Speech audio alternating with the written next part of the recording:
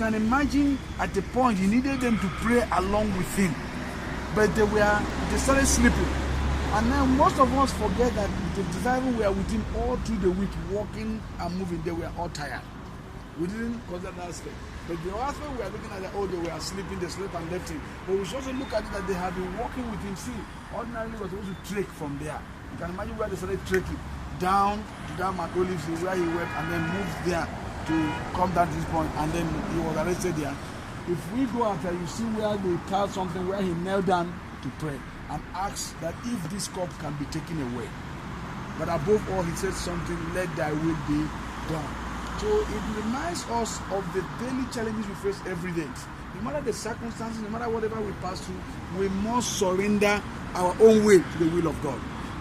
When we surrender to the will of God, God's way will, of course, practically come to pass in our lives. It helps us.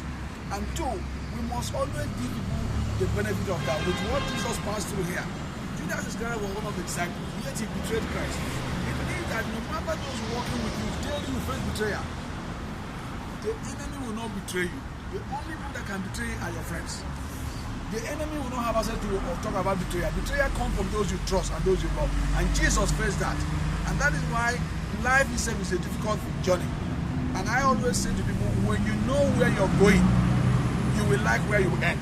But if you don't know where you're going, you will not like where you end. Jesus knew where he was going. He was very sure of the journey. He was convinced. He knew he was going to his Father. But he was convinced on the journey. But most of the time, we give up on the way. We say, oh, look at this, my friend. I trusted him. I gave him money. He betrayed me. You expect, like Chairman always telling me, there's what I call human element. Chairman said human elements will always be at work. When the human element is at work, you face what? Betrayal. You face condemnation. Even the people you built up, you say, oh, I have built them up. I spent my life. Even your children, they can betray you. That's the human part of your life.